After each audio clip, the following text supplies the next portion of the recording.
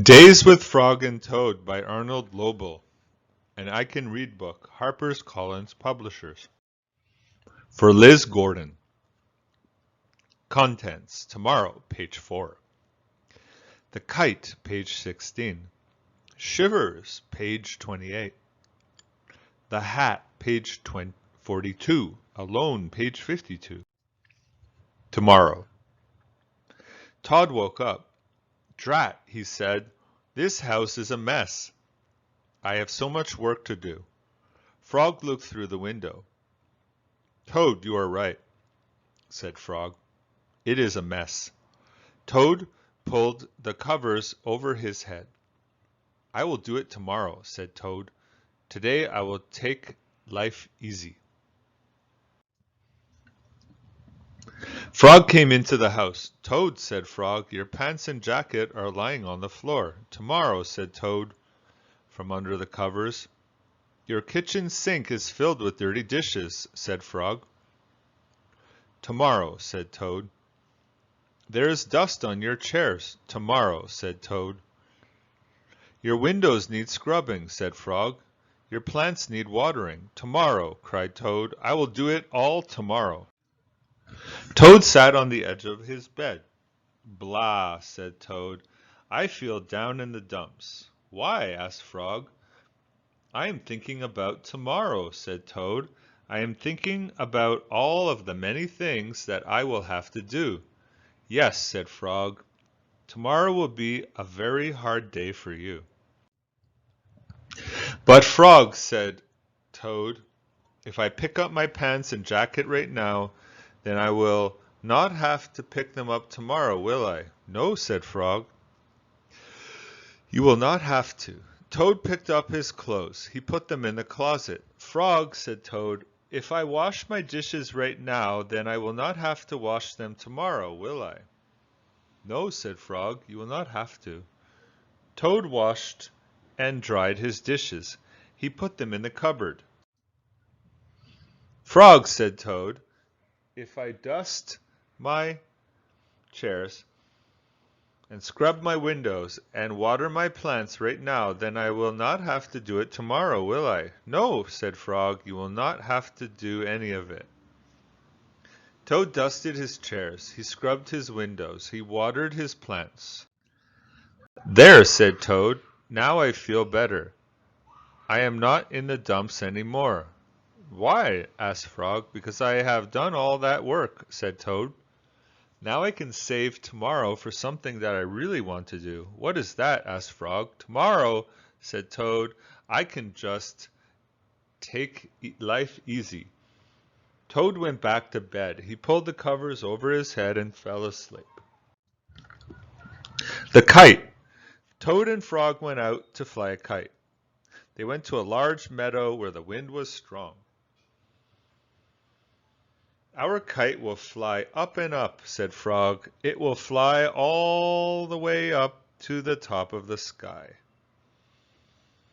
Toad, said Frog, I will hold the ball of string. You hold the kite and run. Toad ran across the meadow.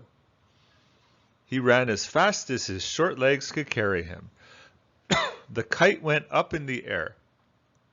It fell to the ground with a bump. Toad heard laughter.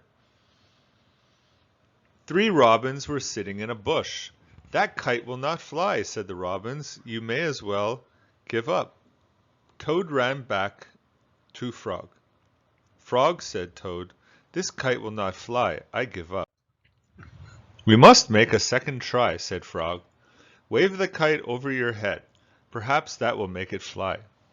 Toad ran back across the meadow. He waved the kite over his head. The kite went up in the air and then fell down with a thud. What a joke, said the robins. That kite will never get off the ground. Toad ran back to Frog. This kite is a joke, he said. It will never get off the ground. We have to make a third try, said Frog. Wave the kite over your head and jump up and down. Perhaps that will make it fly. Toad ran across the meadow again. He waved the kite over his head. He jumped up and down. The kite went up in the air and crashed down into the grass. "That kite is junk," said the robins. "Throw it away and go home." Toad ran back to Frog. "This kite is junk," he said. "I think we should throw it away and go home." "Toad," said Frog, "we need one more try. Wave the kite over your head, jump up and down, and then shout, 'Up, kite, up!'" Toad ran across the meadow. He waved the kite over his head. He jumped up and down. He shouted, "Up, kite, up!" The kite flew into the air. It climbed higher and higher. "We did it!" cried Frog. "Yes," said Frog. "If a running try did not work, and a running and waving try did not work, and a running, waving, and jumping try did not work, I knew that a running, waving, jumping, and shouting try just had to work." The robins flew out of the bush, but they could not fly as high as the kite. Frog and Toad sat and watched their kite. It seemed to be flying way up at the top of the sky. Shivers. "Last night was cold and dark. Listen to the wind howling in the trees," said Frog. "What a fine time for a ghost story." Toad moved deeper into his chair. "Toad," asked Frog, "don't you like to be scared? Don't you like to feel the shivers?" "I am not too sure," said Toad. Frog made a fresh pot of tea. He sat down and began a story. "When I was small," said Frog, "my mother and father and I went out for a picnic. On the way home, we lost our way. My mother was worried. 'We must get home,' she said. 'We do not want to meet the old dark frog.' 'Who is that?' I asked. 'A terrible ghost,' said my father. 'He comes out at night and eats little frog children for supper.'" Toad sipped his tea. "Frog," he asked, "are you making this up?" "Maybe yes and maybe no," said Frog. "My mother and father went to search for a path," said Frog. "They told me to wait until they came back. I sat under a tree and waited. The woods became dark. I was afraid that then I saw two huge eyes. It was the old dark frog. He was standing near me." "Frog," asked Toad, "did this really happen?" "Maybe it did and maybe it didn't," said Frog. Frog went on with the story. The dark frog pulled a jump rope out of his pocket. "I am not hungry now," said the dark frog. "I've eaten too many tasty frog children, but after I jump rope 100 times, I will be hungry again, and then I will eat you." The dark frog tied one end of the rope to a tree. "Turn for me," he shouted. I turned the rope for the dark frog. He jumped 20 times. "I'm beginning to get hungry," said the dark frog. He jumped 50 times. "I am getting hungrier," said the dark frog. He jumped 90 times. "I am very hungry now," said the dark frog. "What happened then?" asked Toad. "I had to save my life," said Frog. "I ran around and around the tree with the rope. I tied up the old dark frog. He roared and screamed. I ran away fast."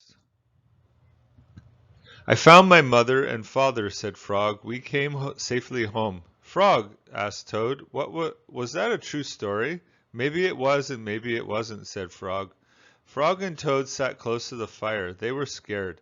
Their teacups shook in their hands. They were having the shivers. It was a good warm feeling. On Toad's birthday, Frog gave him a hat.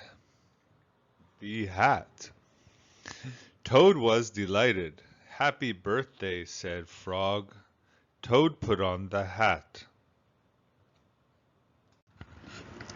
It fell down over his eyes. "I am sorry," said Frog. "That hat is much too big for you. I will give you something else." "No," said Toad. "This hat is your present to me. I like it. I will wear it the way it is." Frog and Toad went for a walk. Toad tripped over a rock. He bumped into a tree. He fell in a hole. "Frog," said Toad, "I can't see anything. I will not be able to wear your beautiful present. This is a sad birthday for me."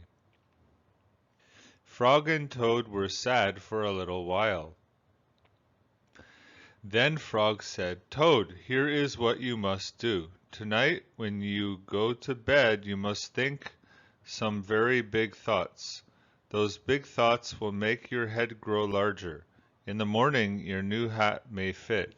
"What a good idea," said Toad. That night when Toad went to bed, he thought the biggest thoughts that he could think. Toad thought about giant sunflowers. He thought about tall oak trees. He thought about the high mountains covered with snow. Then Toad fell asleep. Frog came into Toad's house. He came in quietly. Frog found the hat and took it to his house. Frog poured some water on the hat. He put the hat in a warm place to dry. It began to shrink. The hat grew smaller and smaller. Frog went back to Toad's house. Toad was still fast asleep. Frog put the hat back on the hook where he found it. When Toad woke up in the morning, he put his hat on his head. It was just the right size. Toad ran to Frog's house. "Frog, Frog," he cried, "all those big thoughts have made my head much larger. Now I can wear your present." Frog and Toad went for a walk. Toad did not trip over a rock. He did not bump into a tree. He did not fall in a hole.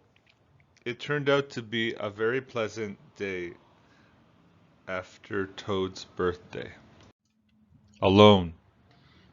Toad went to Frog's house. He found a note on the door. The note said, "Dear Toad, I am not at home. I went out. I want to be alone." "Alone?" said Toad. "Frog has me for a friend. Why does he want to be alone?" Toad looked through the windows. He looked in the garden. He did not see Frog. "Dear Toad, I am not at home. I went out. I want to be alone. Frog." Toad went into the woods. Frog was not there. He went to the meadow. Frog was not there. Toad went down to the river. There was Frog. He was sitting on an island by himself. "Poor Frog," said Toad. "He must be very sad. I will cheer him up." Toad ran home. He made sandwiches. He made a pitcher of iced tea. He put everything in the basket. Toad hurried back to the river. "Frog," he shouted, "it's me. It's your best friend Toad." Frog was too far away to hear. Toad took off his jacket and waved it like a flag. Frog was too far away to see.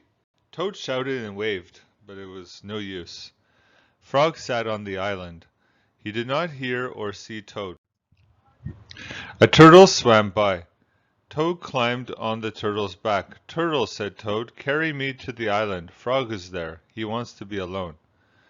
"If Frog wants to be alone," said the turtle, "why don't you leave him alone?" "Maybe you are right," said Toad. "Maybe Frog does not want to see me. Maybe he does not want me to be his friend anymore." "Yes, maybe," said the turtle as he swam to the island. "Frog," cried Toad, "I am sorry for all the dumb things I do. I am sorry for all the silly things I say. Please be my friend again." Toad slipped off the turtle. With a splash he fell in the river. Frog pulled Toad up onto the island. Toad looked in the basket.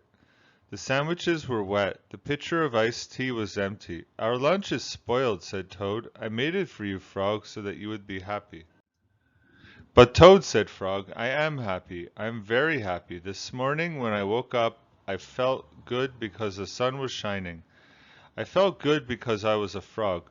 And I felt good because I have you for a friend. I wanted to be alone. I wanted to think about how fine everything is." "Oh," said Toad. I guess that is a very good reason for wanting to be alone. Now, said Frog, I will be glad not to be alone. Let's eat lunch. Frog and Toad stayed on the island all afternoon. They ate wet sandwiches without iced tea. They were two close friends sitting alone together.